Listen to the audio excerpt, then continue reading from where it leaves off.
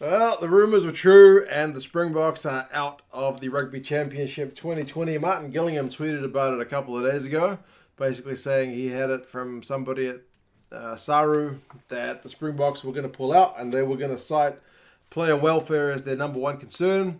They were supposed to make a decision, I think, on Wednesday, and then they got delayed 48 hours through till Friday. And on Friday, we did get the confirmation from Sansa that the Springboks have officially withdrawn from the Rugby Championship, and they're going to remain in South Africa.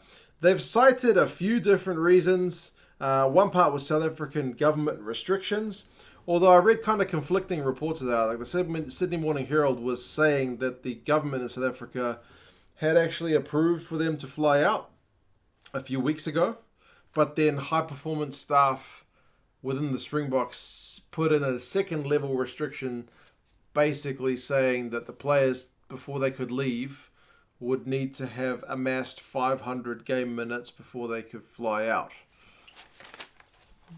So I'm not sure if it's the Springboks or if it's the South African government, or maybe it's a little bit of both.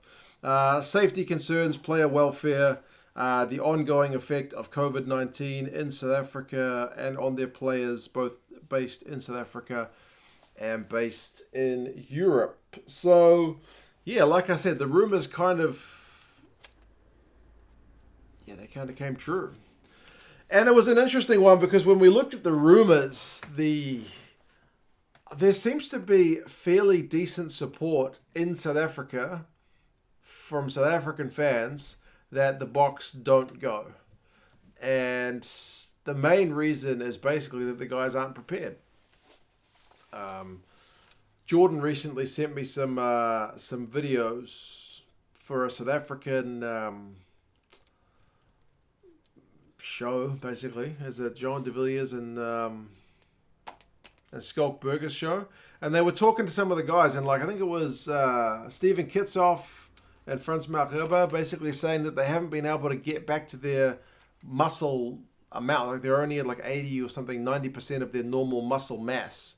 Just during lockdown, these guys weren't able to get up to full strength. And if you're not at full strength, then player welfare, I think, probably does come into it. Now, on the other side of the coin, we did see some people saying provocative stuff, like it's a coward's way out, and don't they think they're up to it and whatnot. For mine, man, this is COVID. 2020 has been a bit of a stinker in terms of years if you compare it to 2019 in particular. So this is what it is, man. It doesn't do the Sansa relationship any favors whatsoever. Sansa called it extremely disappointing. It means the number of matches is obviously going to drop because it's going to become a Tri-Nations. I'll go over the new fixtures list at the end. But is this South Africa moving towards the Six Nations, if possible? Or is this just legit the players are not 100% and not fit to travel? Yeah. I mean, I empathize with, South Africa, I think here is really damned if you do, damned if you don't. You either send an underdone squad and potentially get beaten, possibly badly, or you don't go and everyone kind of blames you for ruining everything, for not coming to the party. I think Saru is going to take a big hit financially. That's to be sure. All parties will take a hit financially. They're going to lose out on some sweet broadcast money. But for South Africa, who are the world champions, maybe that price is worth it to keep the players safe and to keep maybe their reputation safe as well as world champions. It's probably a bit of both. For me, the only possible out was to send a kind of less than experienced side where you lower expectations. And you get, I guess maybe Rassie Erasmus just doesn't have sending a team which is not going to win it in his kind of mentality. He's a winning coach for a reason. So, yeah, man, it sucks. It's disappointing, but it's 2020. that's just kind of the stuff that's been happening. I think in a statement, his name's Yuri Rue, right? The CEO of South African Rugby basically said they are unable to deliver a Bok team without compromising player welfare and other logistical challenges. So yeah, basically everything in 2020, moving guys around is a big mission. Even Australia to New Zealand has become difficult. So yeah, kudos to the Argentinian guys who have made it. They have had a couple of guys, I think, recently pull out because they've not been able to get their visas sorted from the UK. I think it was... oh,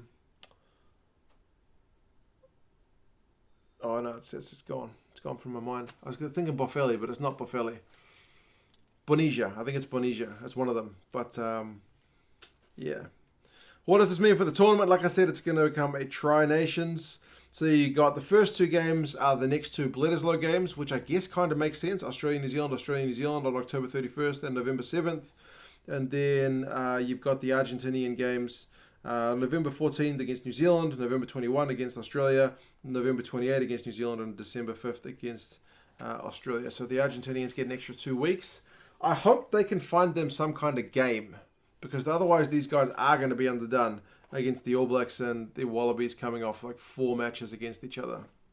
So I hope the Pumas can get a game. Some people have been saying, why can't we replace the Springboks with like Samoa or Tonga or something like that? I just don't think there's enough time.